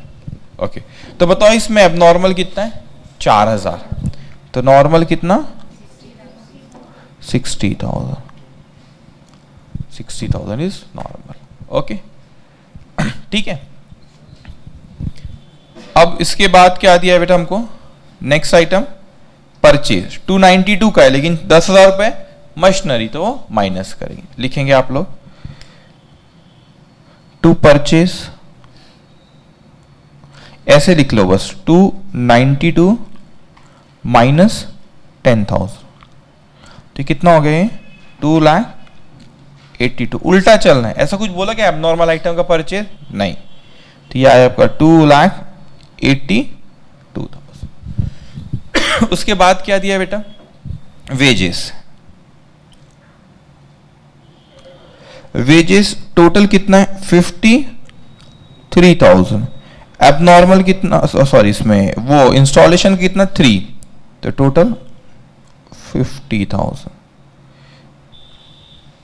ओके उसके बाद अपन ने एक्चुअल सेल्स तो निकाल ली ना अपन ने, है ना, एक्चुअल सेल निकाले, लिखोगे आप क्रेडिट साइड में बाय सेल्स। इसकी अपन ने कौन सी वर्किंग बनाई बेटा, वर्किंग नोट नंबर 1, वो आया था आपका कितना 4,02,300। रुको एक मिनट, अभी इतना लिख के छोड़ देना, क्योंकि इसमें से कुछ कौन सा सेल्स होगा एबनॉर्मल, उसको निकाल, फिर बचा हुआ कौन सा आएगा बेटा नॉर्मल, तो इतना लिख के भी छोड़ दो उसको, ठीक है। अब इसमें भी कैसे आते हैं, उल्टा आना है, फर्स्ट सेकेंड थर्ड। उसके बाद और कुछ है अपना, ये हो गया, नहीं सॉरी वेजेस हो गया, सेल्स लिख लिए, cost of good distributed free sample. क्या एंट्री पास करते थे आप लोग इसकी 12th में, है ना, नहीं ठीक है, हाँ free sample advertisement account, free sample account to trading account, ये गुड यूज का बैलेंस वहां पे जाएगा, या परचेज को भी क्रेडिट कर सकते हैं, ठीक है। क्रेडिट में लिखो बेटा बाय गुड्स यूज्ड, ब्रैकेट में लिख लेना एडवर्टीजमेंट 2000। ओके वो मैंने लिखा नहीं ना, उसको भी लिख लो अपन, cost of goods with customer, working note number 2 है ना जो अपनी 8000, वो भी लिख लो. By goods with customer, working note number 2 कितना था बेटा? 8000. ओके, आई थिंक सब लिख लिया अपन ने आइटम है ना इधर के. यस, अभी अपने पोर्शन वाला बचा है, तो अब मैंने ऑलरेडी एक्सप्लेन किया मैंने आपको. मैं जा रहा हूं स्लाइड पे वापस. कितने के एबनॉर्मल आइटम है बेटा? 4000. दिखे ना ओपनिंग स्टॉक में एबनॉर्मल 4. उसमें से कितने का बेचे? 3000. कितने के नुकसान पे? 700. कितने में बेचे? 2300. तो सेल में कितना एबनॉर्मल सेल है? 2300. ठीक है, चलो यहां पे लिखो 2300. तो नॉर्मल सेल कितना हुआ बेटा? 4 लाख. 4 लाख. अब वो लॉस लिखना मत भूलना, तो उसके नीचे ही आना चाहिए. अगर जगह होंगी तो आप वहीं लिख लो, नहीं होंगी तो फिर आप नीचे लिख लेना होगा. ठीक है, लॉस कितना है बेटा? 700. 700 है ना? 700. ठीक है. अच्छा, मैं जूम करता हूं, मैं थोड़ा बहुत ही हो गया ना. ठीक है, ओके. चलिए, अब उसके बाद आई थिंक सब लिख लिया अपन ने, कुछ बचा नहीं है.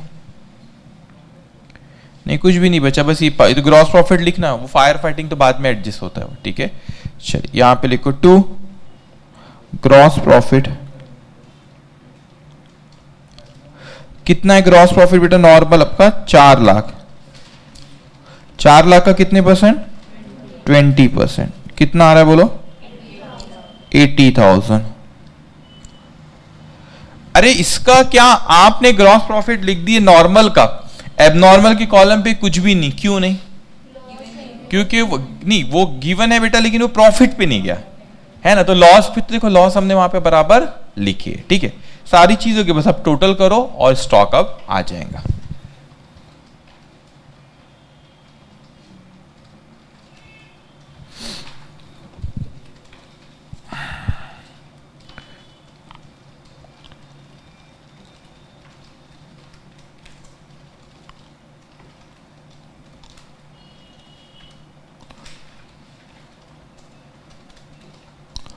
Balancing figure.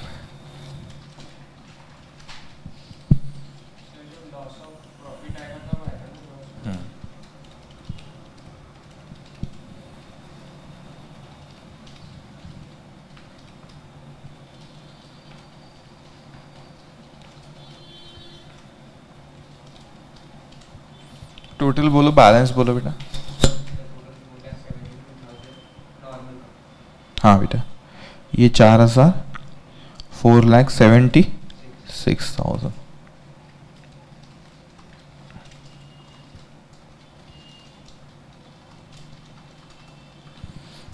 Stock on the date of fire कितना आ रहा है? ये कितना आएगा?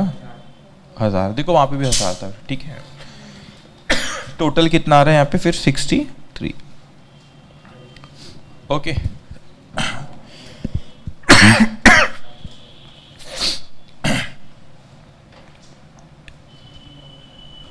ओके, सबने लिखे ये.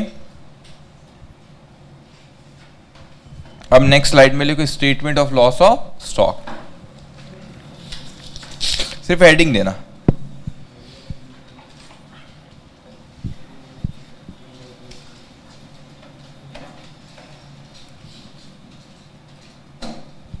Statement of loss of stock. वहां पे लिखोगे आप stock on the date of fire, normal item, abnormal item,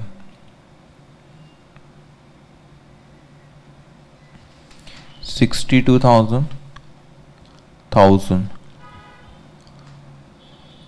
total 63,000 less salvage. Salvage दिया है क्वेश्चन में 5,000.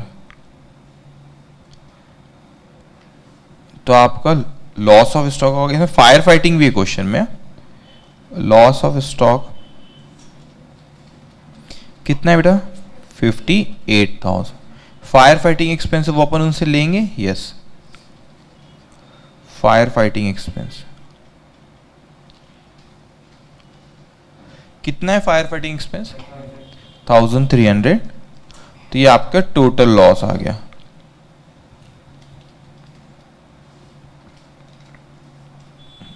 कितना आ रहा है? 59,300। बताओ बेटा पॉलिसी कितने की है? 55। हाँ, स्टॉक कितना था?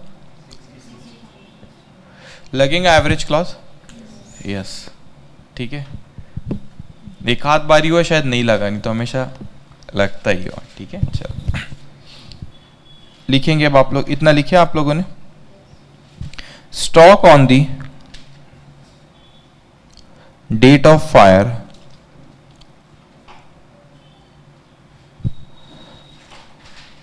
₹63,000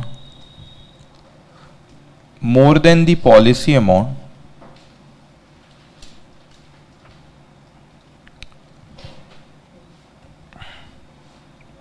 ₹55,000. Therefore, average clause will apply.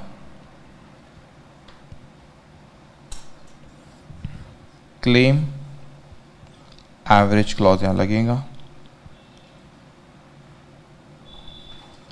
Policy amount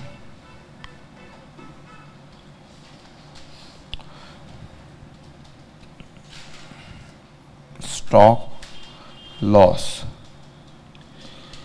55,000, 63,000, 59,300। कितना आ रहा है बताएंगे बेटा? राउंड ऑफ किए।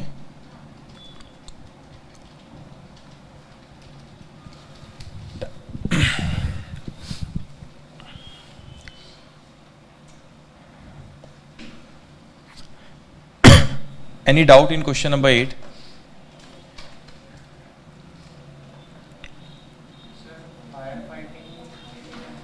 फायर फाइटिंग क्या बेटा? लिया ना एवरेज क्लॉज मैंने उसका, दिख नहीं रहा उसका एवरेज। क्यों? क्योंकि मैंने उसका टोटल लॉस ले लिया तो ऑटोमेटिक एवरेज आ गया। समझे बेटा? उस दिन समझाने के लिए अलग अलग करके ऊपर नीचे था, टोटल ले लिया मैंने, ठीक है। इंस्टीट्यूट ऐसी ही करती है, टोटल को लेके कर लेती है, ठीक। आपको लॉजिक बताया था ना, फायर फाइटिंग में भी एवरेज लेना चाहिए। क्यों लेना चाहिए? ठीक है, ओके। स्लाइड चेंज करूं। Question number 9। A fire occurred in the premises of, कौन है? Fire proof company. देखो, in the premises of fire proof company on 31st August 2010 from the following particulars relating to the period from 1st April 2010 to 31st August 2010, you are requested to ascertain the amount of claim to be filed with the insurance company for the loss of stock. The concern had taken an insurance policy for ₹60,000 which is subject to average clause. अब बताओ आग कब लगी बेटा? 31st August 2010। तो stock as पर balance sheet on 31st March 2010, ये पिछले साल का क्या है? Closing stock. इस साल का ओपनिंग। परचेज दिया हम लोगों को, ओके। उसके बाद वेजेस, पहला पॉइंट तो पता होगा आपको, ये यहां पे पहला वेजेस आपका 50 का, उसमें 3,000 किसके? इंस्टॉलेशन। यहां पे सेल्स दिया, फिर sales value of goods drawn by part, ये नया आइटम है, ठीक है। हाँ, ड्रॉइंग्स है ना। अब मेरे को बताओ ड्रॉइंग्स की एंट्री बताओ पहले। Drawings account debit, goods use account और ट्रेडिंग को क्रेडिट करा आपने, ठीक है। मगर कोई पार्टनर जब अपनी दुकान से लेके जाता है तो कॉस्ट पे रिकॉर्ड होगा। यहाँ क्या दिया है? हाँ, देखो आपको समझ में आया चीज, उसने घुमाने के लिए दिया आपको। बच्चे ध्यान भी नहीं देंगे, वो 15,000 लिख देंगे ड्राइंग्स को, लेकिन ड्राइंग्स एक्चुअली 15,000 का नहीं हुआ है, उसको कॉस्ट पे लाना पड़ेगा, ठीक है। Cost of goods send to, देखो आज कंसाइनी की बात किया था, cost of goods send to consignee, तो आप बोलेंगे which is like unsold with them, वो अनसोल्ड है, बिका नहीं है, तो फिर बेटा बिका नहीं तो क्या हुआ, ये स्टॉक हमारे पास नहीं रखा हुआ था। ये किसके पास रखा था बेटा, कंसाइन, मालिक हम ही है। ऐसे मैं समझाने के लिए उसको आसान करके बोलता हूं क्लोजिंग स्टॉक। लेकिन क्लोजिंग स्टॉक दो तरीके के, एक हमारे पास रखा हुआ है और दूसरा हम ही मालिक है, कंसाइनी के पास रखा है। लेकिन आग जिस दिन लगी हमारे लिए कौन सा रिलेवेंट है, जो हमारे पास है। ठीक है, अब cost of good distributed at फिर से इसमें ऐसा कुछ नया बस एक कंसाइनी का आया और सेल वैल्यू ऑफ गुड्स, बाकी तो वैसे ही है पूरा बेटा। While valuing the stock at 31st March 2010, rupees 1000 were written off in respect of a slow moving item. आपने क्या कोई slow moving item, the cost of which was rupees 5000, तो स्लो मूविंग आइटम की ओरिजिनल कॉस्ट कितनी बेटा 5000, तो abnormal item कितने का 5, आपने 1000 रुपए क्या कर दे राइट ऑफ, तो एड बैक करके पहले अपन किस पे ला लेंगे, टोटल कॉस्ट पे। ठीक है, a portion of these goods, मतलब 5000 का कोई portion of these goods were sold at a loss of rupees 500 on the original cost of rupees 2500। तो ये 5000 में से 2500 की चीज बेचे 500 के नुकसान पे, कितने पे बेचे 2000, तो सेल में एबनॉर्मल सेल कितना है 2000। ठीक है, डी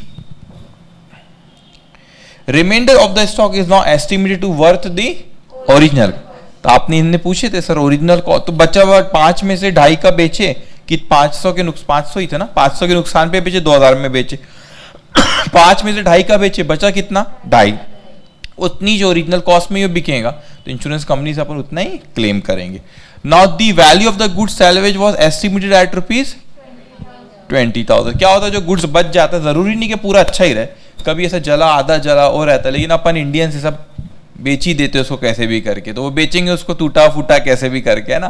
तो 20,000 रुपीज उसकी सैलवेज, तो वो अपना नुकसान नहीं हुआ है। The average rate of gross profit was 20% through out, तो 20%, मगर 20% किस पे रहता है बेटा, सेल्स पे। कौन से सेल्स पे, नॉर्मल सेल्स पे। ठीक है, तो इसमें ऐसा वैसे ही है, बस नई चीज हमने क्या देखी बच्चों यहाँ पे, वो कंसाइनी का और वो ड्रॉइंग्स का जो आया। ठीक है, अब पहले सुनो मेरी बात, रास्ता समझ लो कैसे जाना है। क्या पिछले साल का ट्रेडिंग अकाउंट बनाना है क्या, नहीं बनाना, अप्रूवल वाला है ही नहीं, तो वो एक्चुअल सेल ये सब है ही नहीं बेटा।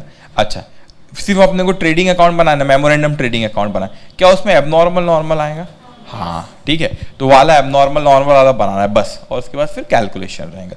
तो ड्रॉ करेंगे आप लोग,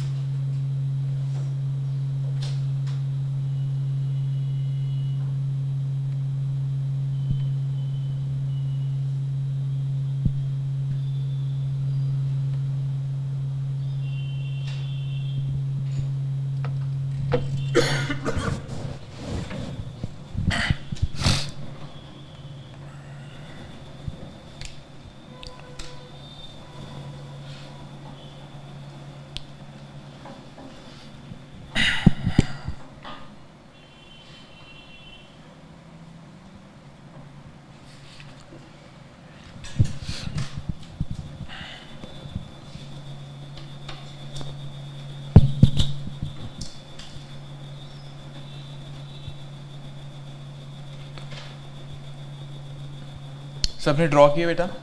चलिए अब बोलते जाएंगे आप लोग एक एक आइटम। हमारा पहला क्या दिया, हमको स्टॉक दिया उसने 99,000 का, देखेंगे यहाँ पे तो 99,000 का स्टॉक है हमारे पास, लेकिन ये ओरिजिनल कॉस्ट पे नहीं है, वो 1000 राइट ऑफ करे तो उसको अपन फुल पे लाके फिर एबनॉर्मल नॉर्मल अलग करेंगे।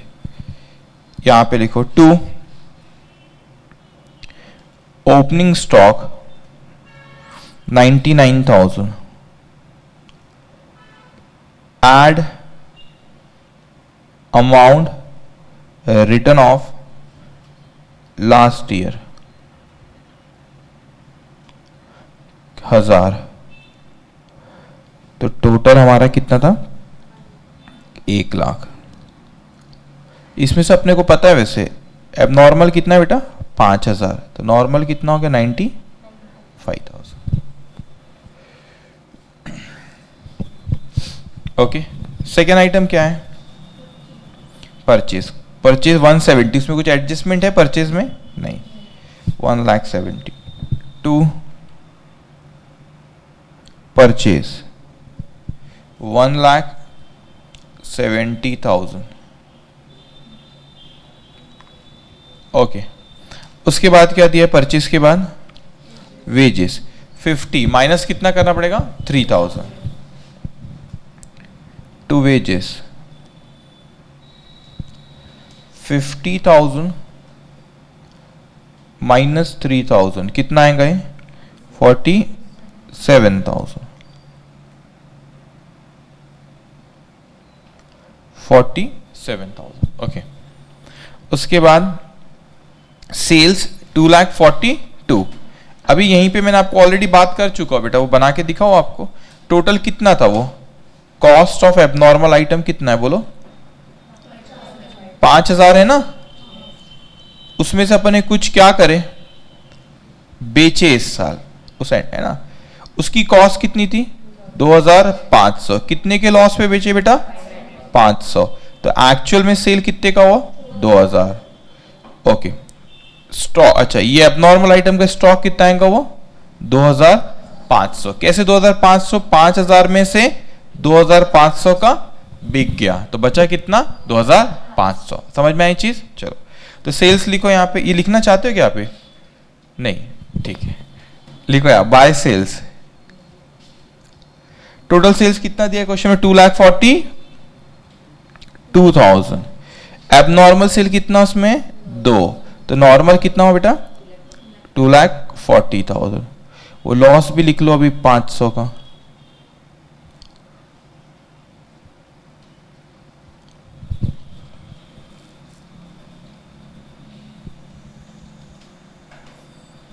ओके अब उसके बाद क्या हुआ हमारा, और कुछ बचा है यहाँ पे, हाँ सेल्स, ये भी बचा ना। Sales of goods drawn by partner, लेकिन कौन सी वैल्यू है सेल, ड्राइंग किस पे होता है कॉस्ट पे। चलो लिखो वहां पे बाय गुड्स यूज्ड। अब इसको कैलकुलेट मैं ऊपर करके बता देता हूं, या आप यहां पे भी लिख लेना। चलो ठीक है 15,000 है बेटा, उसने कितना मार्जिन बोला प्रॉफिट, ये कितना हो गया 100। अपने को कॉस्ट निकालना है तो कितना से मल्टीप्लाई करूं 80, कितना आ रहा है 12,000। 12,000 ओके। उसके बाद क्या दिया बेटा बोलो बोलो, कॉस्ट ऑफ गुड। अच्छा कंसाइनी के पास है, क्या करना पड़ेगा इसको ट्रेडिंग के क्रेडिट में, क्यों ऐसा, मालिक तो हम है ना, हाँ तो फिर क्यों ऐसा करने लगा रहे हो, क्योंकि हमारे पास नहीं है। ठीक है चलो बाय गुड्स विद कंसाइनी कितने के थे वो 16,500। ओके और कुछ है फ्री सैंपल्स, तो वही बेटा एडवर्टीजमेंट और free sample account debit to trading account. Goods use आप चाहो तो ब्रैकेट में लिख सकते हो, जगह इसलिए नहीं लिख रहे हो, ब्रैकेट में फ्री सैंपल लिख सकते हैं आप बेटा। कितना अमाउंट है 1,500 ओके। उसके बाद कुछ भी नहीं, ये अपन ने नीचे का लिख लिए, ये लिख लिए 1,000, ये कर लिए, ये सेल का भी इफेक्ट ले लिए बेटा एबनॉर्मल का, बस ठीक है। ये एवरेज, ये सैलवेज दिया उसने 20,000 में, बाद में यूज होगा उसका। टोटल करिए बैलेंस निकल कितना 3 लाख 5,000 3,65,000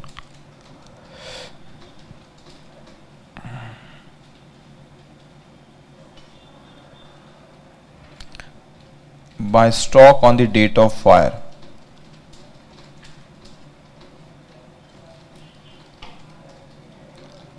Balancing figure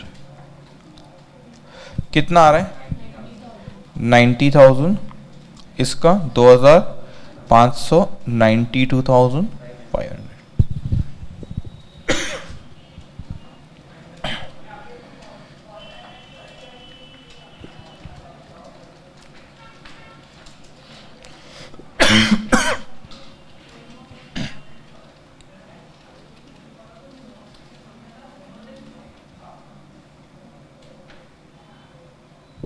समझ में आया कुछ गड़बड़ है ठीक है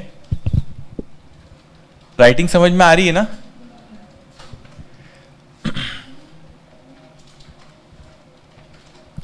चलिए स्लाइड चेंज करो एनी डाउट यार नहीं लिखेंगे आप statement of loss of stock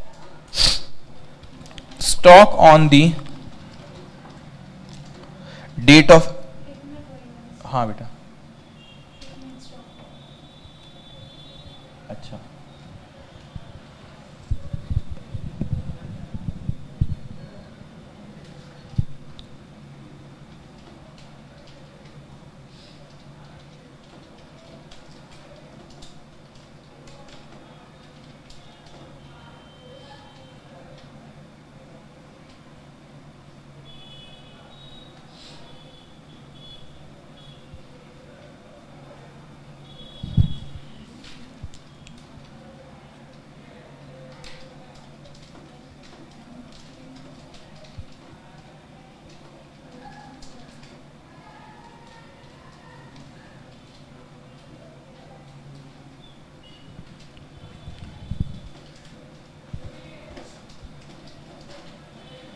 okay लिखिए आप stock on the date of fire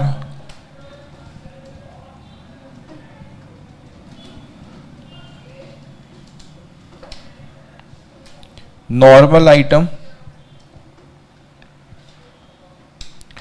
90,000 abnormal item 2,500 92,500 less salvage कितना दिया salvage 20,000 so loss of stock 72,500 policy amount कितनी दी है 60,000 बेटा स्टॉक कितना है 92,500 एवरेज क्लॉज लगेगा 60 इंश्योरेंस कंपनी के भरोसे 22,500 हमारे भरोसे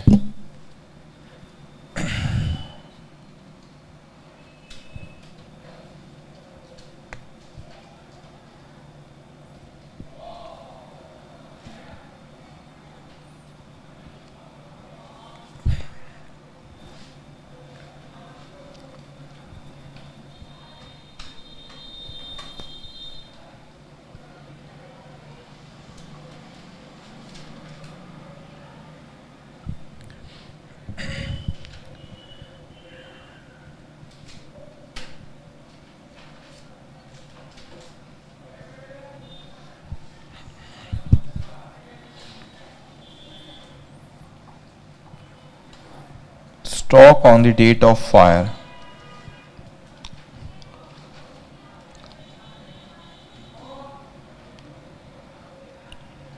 $92,500 more than the policy amount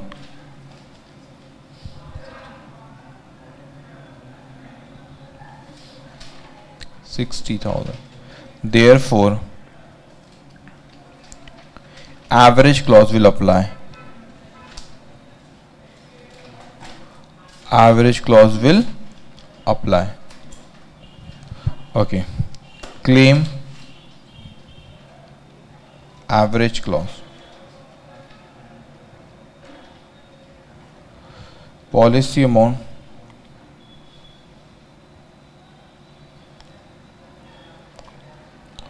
loss.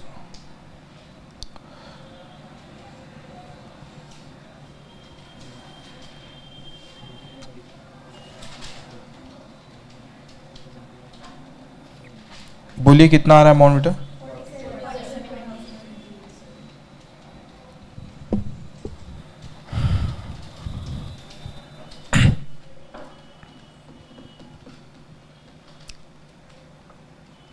Major portion आपका लॉस ऑफ स्टॉक ही है, ऐसा नहीं कि जो नेक्स्ट पार्ट है, याद है चैप्टर में 2 पार्ट है, लॉस ऑफ स्टॉक और लॉस ऑफ प्रॉफिट।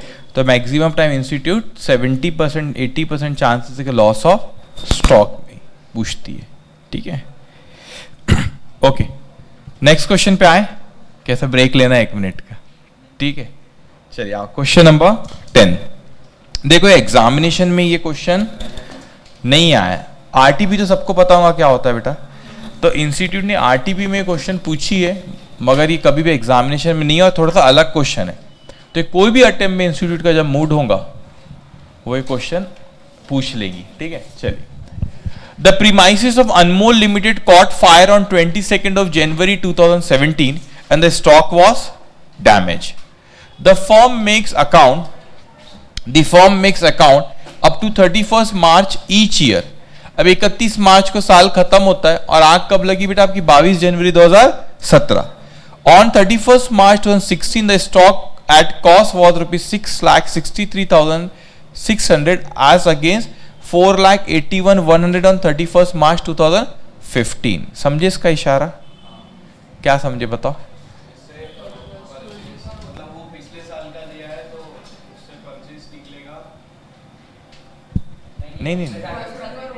नहीं ये मत पढ़ो कुछ भी, सिर्फ इतना ही पढ़ो, अभी इस पे तो आया ही नहीं मैं बेटा। ये पिछले साल का क्लोजिंग है तो इस साल का ओपनिंग दिया है, समझ में आया आपको? द स्टॉक वॉज ₹60, एक मेरे को ऑन 31st March नहीं, ये पिछले साल का क्लोजिंग स्टॉक है, इस साल का ओपनिंग रहेगा, लेकिन ये पिछले साल का ये ओपनिंग है। इसका मतलब ये है जीपी नहीं दिया उसने, बस ये है, समझ में आया? ठीक है। Purchase from 1st April 2016 to the date of fire, इस साल का परचेज है बेटा 17,41,350 as against 22,62,500 for the full year 15-16, यानी मतलब पिछले साल का परचेज और इस साल का।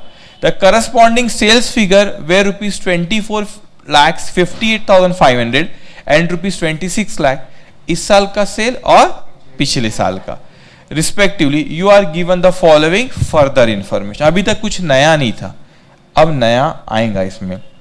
इन July 2016 goods costing ₹50,000 were given away for advertisement purpose, no entries being made in the books, ठीक है, तो हम पास करेंगे उसको, तो वो अपने को एडवर्टीजमेंट करेगा। ओके, ड्यूरिंग 16-17, ये नया पॉइंट है, ठीक है, और एग्जामिनेशन में क्वेश्चन आया नहीं है।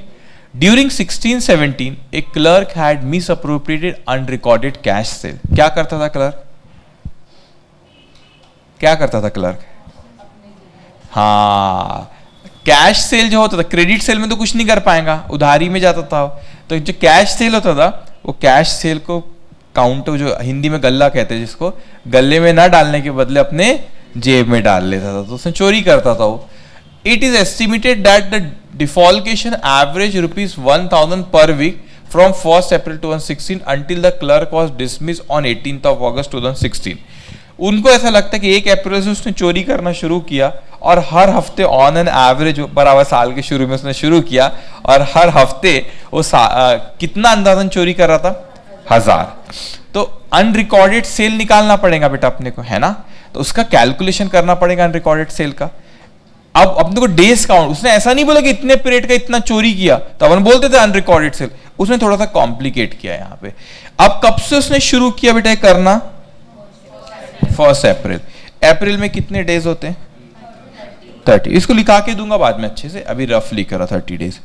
मई में 30, जून, जुलाई, अगस्त, भगा दी ना, उसके बाद कौन चोरेगा आगे, उसको अपने डिसमिस कर दिया 18 अगस्त को। ठीक है बेटा, चलो डेज बताओ कितने हो रहे? 140 डेज।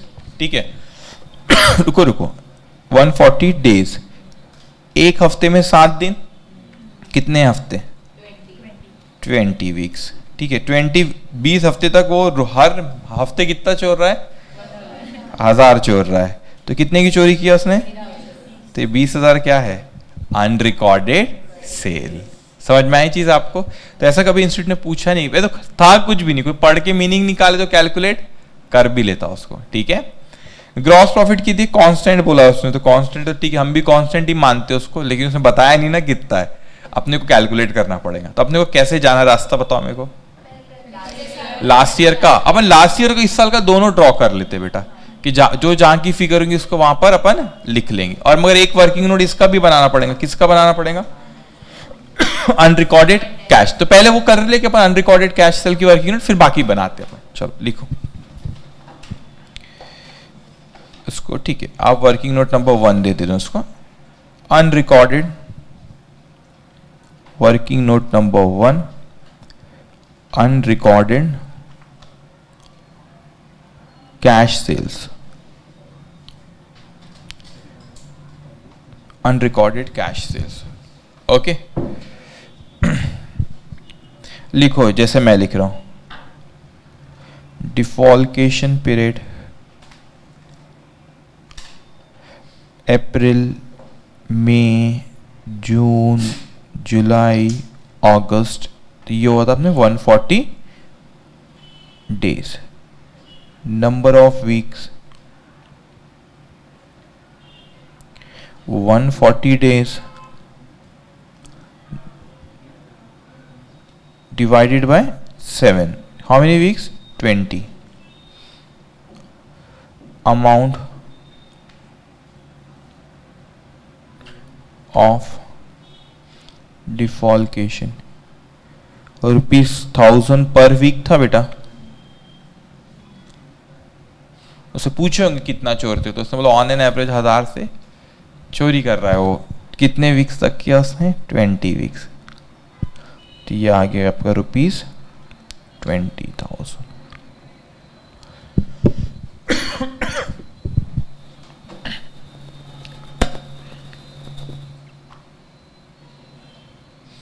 ओके चलिए, अब क्या बनाना है अपने को?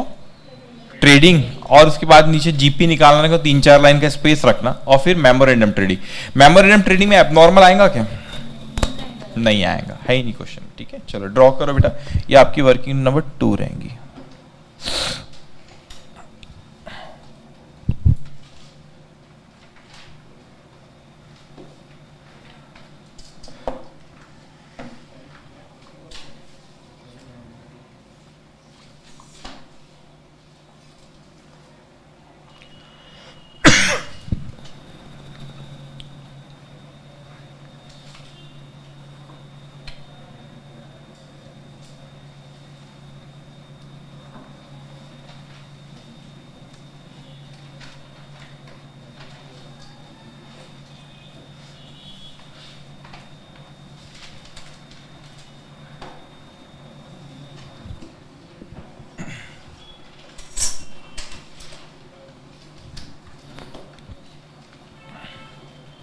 ओके, इसके बाद बेटे 3-4 लाइन का स्पेस रखना ग्रॉस। उसके बाद मेमोरेंडम ट्रेडिंग भी ड्रॉ कर लो जल्दी।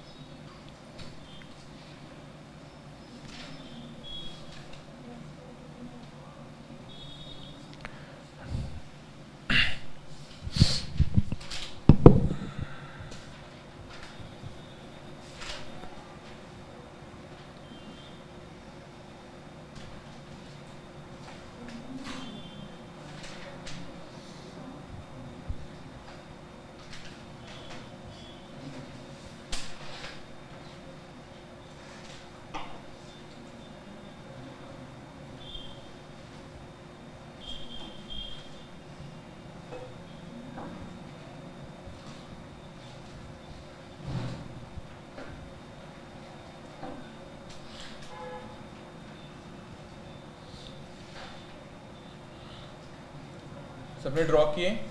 चलिए शुरू करें बेटा लिखना। अब देखो सबसे पहले उसने हमको क्या दिया यहाँ पे, वो कहता है हमसे कि हमारा ऑन 31 मार्च 2016 कितना स्टॉक था? 663 600 एज अगेंस्ट 481 100 कब था? 31 मार्च 2015। तो ये पिछले साल का ओपनिंग और क्लोजिंग है। पहले इसको लिखो यहाँ पे, टू ओपनिंग स्टॉक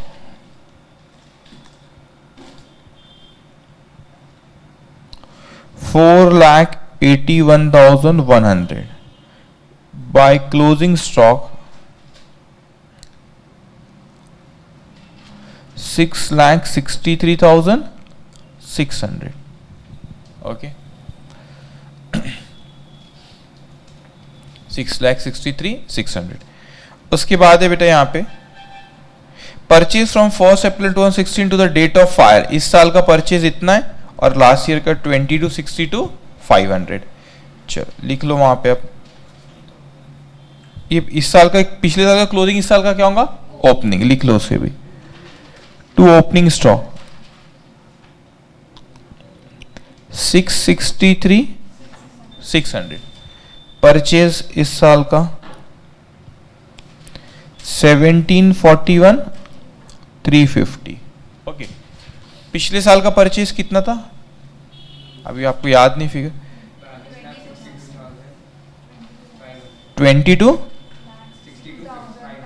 62,500। ओके ठीक है बेटा, लिखिए सबने इतना। सेल्स कितना था बताओ मुझे? इस साल का कितना है? 24,58,500। पिछले साल का 26 लाख। अब याद रखना, सेल्स जो वो चोरी कब कर रहा था? पिछले साल कर रहा था, इस साल कर रहा था? इस साल। तो अपने को इस साल के सेल्स में अनरिकॉर्डेड सेल ऐड करना पड़ेगा। ठीक है, तो पहले पिछले साल का सेल लिख लो, बाय सेल्स 26 लाख। इस साल का सेल्स लिखेंगे आप, बाय सेल्स, इसको इस तरीके से लिखेंगे आप, इस साल का 24,58,500 प्लस 20,000। ये 20,000 बेटा कहां से लाया मैंने? वर्किंग नोट नंबर 1 से, अनरिकॉर्डेड सेल था ये। तो ये हो जाएगा आपका 24,78,500। Okay okay, 24,78,500। अब बताओ मेरे को बेटा, यहां पे देखो, in July 2016 the goods costing ₹50,000 were given for advertisement purpose, no entries being made in the books. ठीक है, अब एडजस्टमेंट में तो हम यही मानते कि उसकी एंट्री पास नहीं हुई। तो 50,000 रुपए का एडवर्टीजमेंट हुआ, तो advertisement account debited to goods used memorandum trading को क्या करेंगे हम? क्रेडिट। तो बाय गुड्स यूज्ड अकाउंट, आप ब्रैकेट में लिख सकते हैं advertisement 50,000।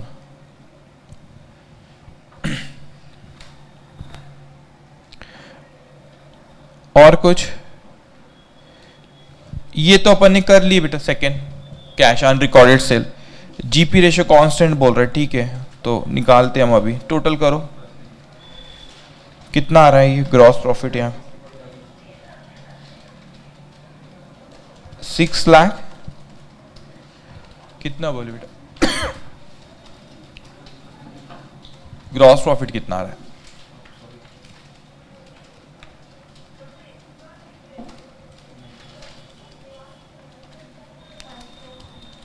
5,20,000। Gross profit ratio 5,20,000 divided by 26 lakh sales multiply by 100। कितने परसेंट आ रहा है? 20%। टोटल 32,63,600। 32,63,600। जीपी रेशियो पता है ना कैसे निकला है बेटा? हाँ, gross profit divide by sales multiply by 100। चलो लगा दो ये 20% इस साल के सेल्स में।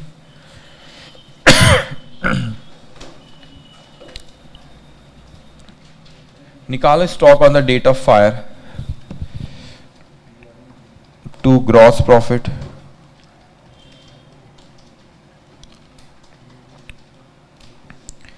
24,78,500 मल्टीप्लाई बाय 20%, कितना हो रहा है? 4,95,1100, वही मैं बोला 700, ठीक है सही 11। तो stock on the date of fire कितना आ रहा है बेटा? 3,72,150। स्टॉक ऑन दी, ठीक है अब, हाँ सर, बैलेंसिंग फिगर टोटल बोल दीजिए। 29,650। अच्छा 6, ऐसा बोलो ना, 29 लाख। अब ठीक है,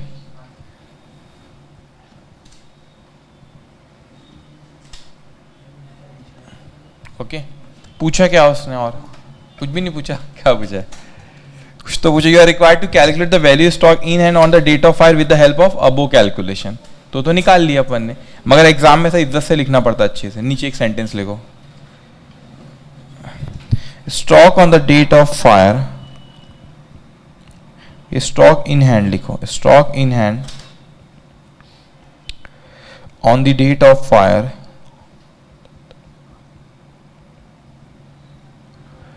was rupees 3,72,150, 3,72,150। Okay, any doubt in question number 10? पक्का? ठीक है, आज बस इतना ही। 1 चाहिए? अच्छा, लिखना है आपको? हाँ लिख लो बेटा।